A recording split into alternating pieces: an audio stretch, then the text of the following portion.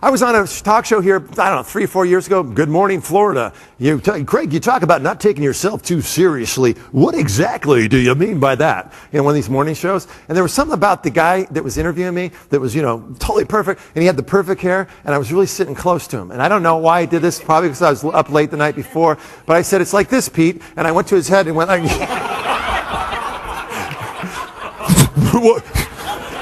Okay.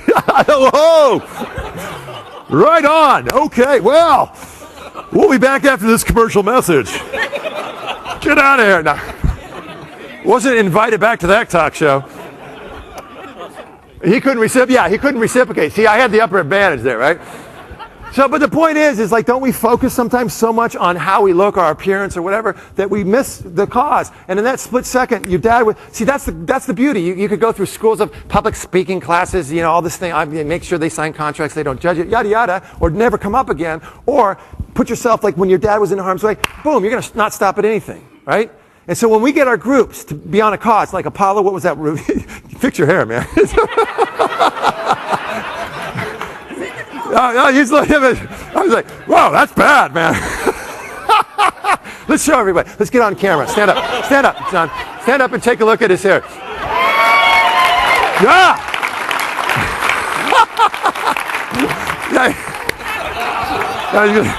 Yeah, he put his hat on. That's funny. So how does this relate to collaboration? How does this relate to your co-ops? Answer this. Let's answer this. Someone help me here. How does this relate? If we can foster an atmosphere of trust and remove the fear of failure and the fear of people, we're going to get 100% energy channeled into production. There you go. And when we have a goal like the Apollo 13, I was going to start that until I saw his head. Remember that when the Apollo engineers? Remember that? And the movie with Tom Hanks, boom, they throw everything in the room. We got to do it. It's like commitment now, and get people to commit to something that's bigger than themselves. And that's exactly right. When we're all against the cause. Yeah, but look at our resistance, Look at your resistance even when I asked you to move over here for some of you, yes? You're like, oh, geez, I just sat here. Oh, my God. We resist. I'm moving my... You know what I mean? We resist stuff. You take a 4-year-old, you move to Atlanta, Georgia. How long would it take for that adaptation process to happen? Boom, like that. Okay, here we are. You take a high school kid, move across town. So we get this resistance going on, okay? To illustrate that, everyone raise your right hand. Raise your right hand, please. Okay, great. Hands down. Raise your left arm. Left arm up, please. I'm not saying Simon. I mean, the hand. Put the hand up like that. Okay, hand down. Right hand, okay? So it's pretty easy. We take care of ourselves. We're used to doing our independent America. Look at me, look at me. Now, hold hands where you're sitting. Everyone hold hands, please, for a second, okay? And some of you dudes are like, whoa! Dude, we're engineers, man. Heck, I'm from Alabama, and we don't do this stuff. The hell's going on here? Hurry up, whatever you're doing, hurry. Talk about red faces now. All right, now with your hands clasped, that's a hard word to say, clasped. Everyone raise your right arm. Ready, go. Raise your right arm. Lower your right arm. Raise your left arm. Lower your left arm. How many of you are struggling right now? How many are going, my right arm's up, my left arm's down? Now, did I say raise your right arm and keep the person to your left from their right arm going up? Yes or no? Do you see how natural our resistance is? Do you see how natural it is? Look, these guys are still holding hands. That's cute. Yeah. This guy's like, okay, yeah. It's a guy thing. We're just... So what happened there? When we're by ourselves, it's like, okay, I can do this and I can do that. But then when we're asked, I just say raise your right arm, and there's this almost natural, you're struggling against your partner. So we got to be more cognizant, right? So let's try this again, being more cognizant of the people and see if we can make it simpler for everyone. Hold hands again, last time. For the guys from Arkansas. All right, ready? Now be aware of your partner, and then raise your right arm. Raise your right arm. Lower your right arm. Raise your left arm. Lower your left arm. Raise your right arm. Okay, good. Wait, give yourselves a hand. Nice job.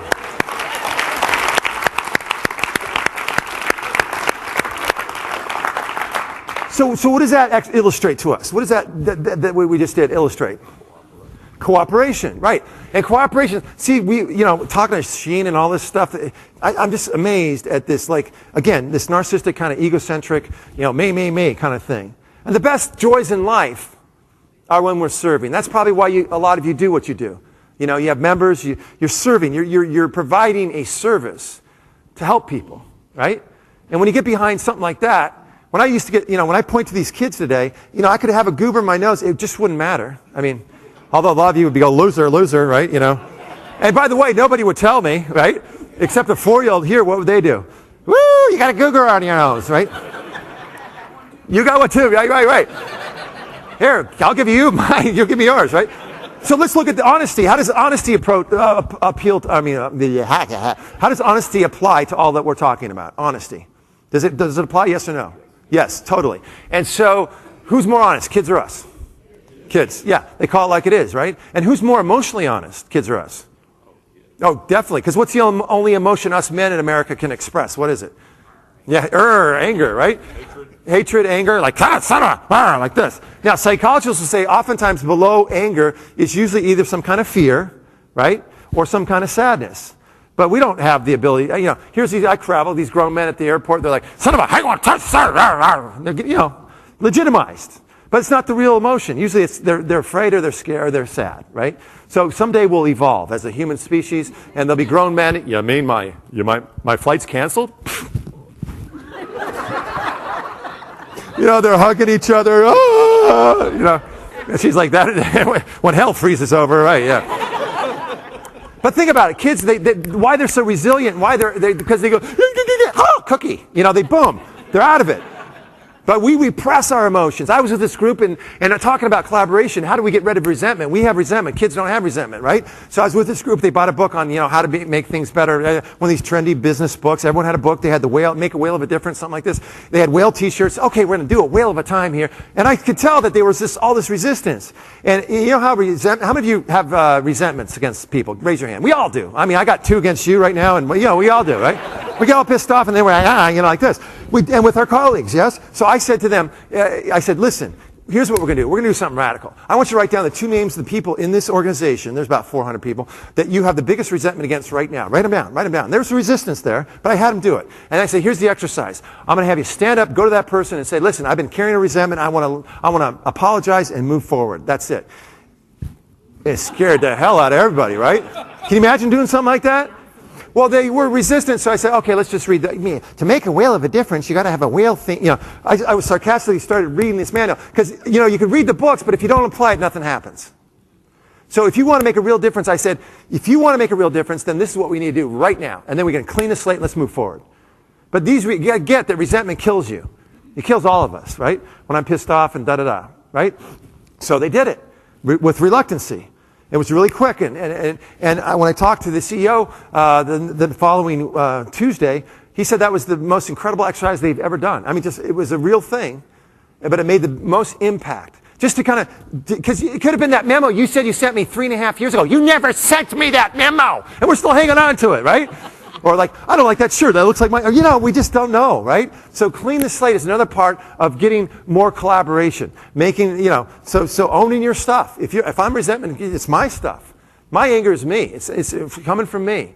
And if I was at the store the other day, this woman screaming at her kid to stop screaming, all right? How insane is that, right?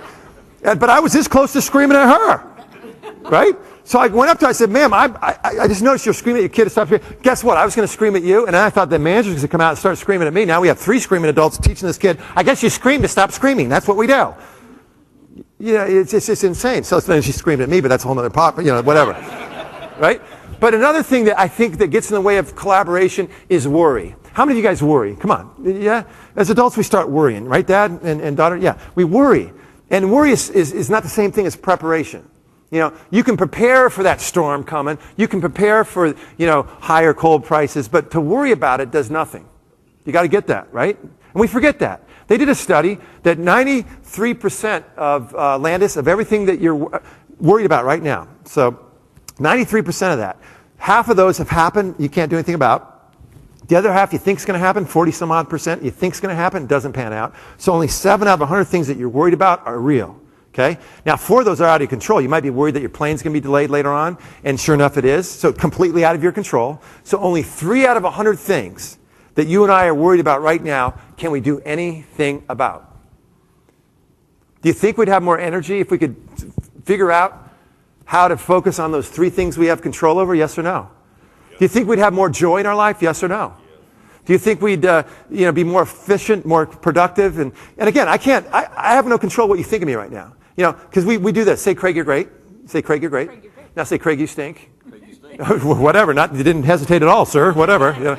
But aren't we start getting in high school. It happens in high school, doesn't it? Where we all start going like, oh, she says I'm great. I must be great. Oh, she said I'm great. And he said I'm a stinker. Well, I'm going to prove him wrong. He's the stinker. No. We waste so much time. Both of those statements are what? They're opinions. That's all.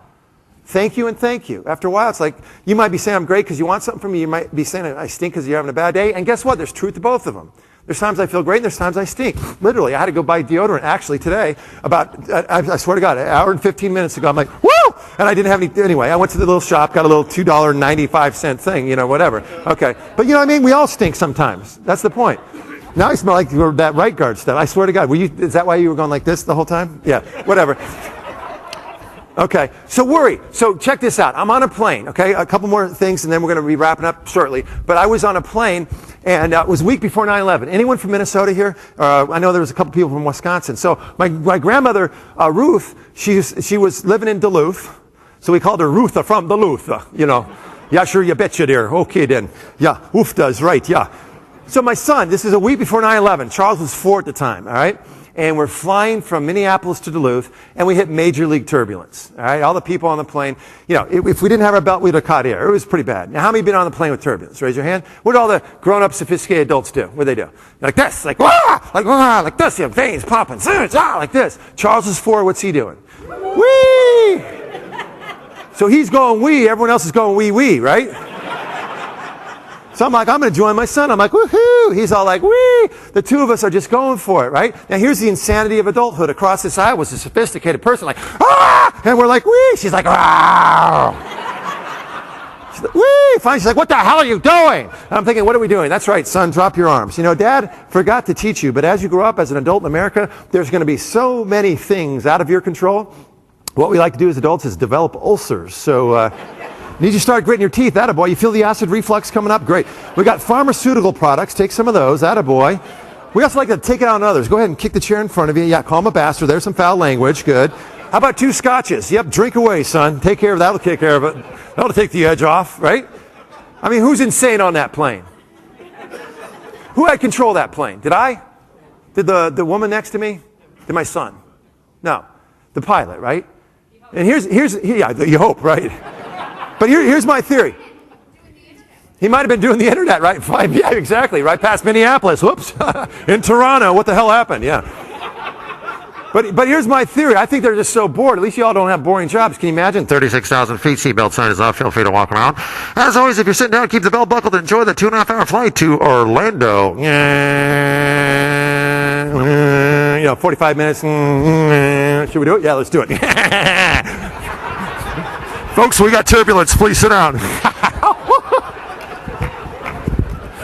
They're just messing with us, right? It's like snipe hunting. Never happened, right? So let me ask you the question today. Does turbulence cause stress? Yes or no? Who says yes? Raise your hand. Okay. Who says no? Raise your hand. Who's not saying anything? Raise your hand. Okay. Great. Does turbulence cause stress? How can it? Because here's what happened. Let's pretend. Okay, let's pretend we're on a plane. Here we go. Hands out in front of you. Ready? Okay, it's going smooth now. It's getting turbulent. Row, get into it. Come on, get into it. Come on, you IT guys, get into it. Come on, you engineers. Come on. Woo! Now that's all that happened. Woo! Okay. These guys are really getting into it. Whoa, they're still holding hands. Yeah, right on. I saw you guys. Okay. Yeah, we'll see you on the flight back, right? Yeah. Well, how can stress cause? I mean, how can turbulence cause stress? How can that be true? What's that? Well, again, so it's not turbulence would be described as a plane going like this, right? Or we could describe it as the economy going like this, right? Can we not? It's a metaphor. I mean, there's some people I know that are, this economy is not affecting them. Or if it is, they're not affecting them like psycho or physically. You know what I'm saying? So it's not the turbulence, it's our thought about the turbulence. Okay? It's like traffic. Traffic is not in and of itself stressful. Even though we want to make it about traffic, it's not. It's our reaction to it that causes our stress, period. You know, some people it's like, like, oh my gosh, I was on a plane and, I mean, I could go on and on, but you understand the idea, right? Now, let's say we're on a plane today, okay? This is our plane. The big jumbo jet, the plane of life, all right? The plane of life. Question of the day, is the plane going to crash, yes or no? Yes. There's only two things I know. A, that you and I, we're both going to die. B, I don't know when. Do you? No. And when I get close to that, when I get that realization, that reality, then that makes today what? Special. It makes the day where I don't want to hold back. I don't want to go, well, if everything pans out, then I'll put my hand up. Or, if these people, it's like, boom, I'm going to be bold with my life when I really get that. 24 years ago, actually, my sister died, and in a very, very tragic way, and we never found who killed my sister. So I go to Columbine High School, I go to these schools that have had shootings, and I work with a lot of victims across the country. And I tell them that, and we all have things that have happened in our life, yeah? And pain. And I was back east in D.C. and I was speaking once, and it was right after lunch, and a cracker flew out of my mouth. And these were little big wig people, oh my gosh! And honest to God, this cracker flew out and landed on this gal. It was perfect. It landed on her head. So I'm starting off my speech, good after noon, and welcome. And she didn't see, but everyone else, I think, is A, I could ignore it, but everybody watching her head the whole speech. B, I could nonchalantly swat off her head. Or C, I could ask for it back. So I got leeway in my job. I said, ma'am, you got something in mind? She's like, what are you talking about? And I grabbed down the cracker, put it in my mouth, continued my speech. Thank you. Thank you very much. Thank you. That's gross, I know. But the point is, does a cracker flying out of my mouth mean jack, yes or no? It does not. There's bigger things. So in the case of being embarrassed, how much energy does it take to not be embarrassed? A lot of energy. So get comfortable being embarrassed. When you're on your ride home tonight, let's say you're at the stoplight driving home, how everyone just instinctively checks you out. Just start working it, work it. Give yourself about 5 seconds, go, ah!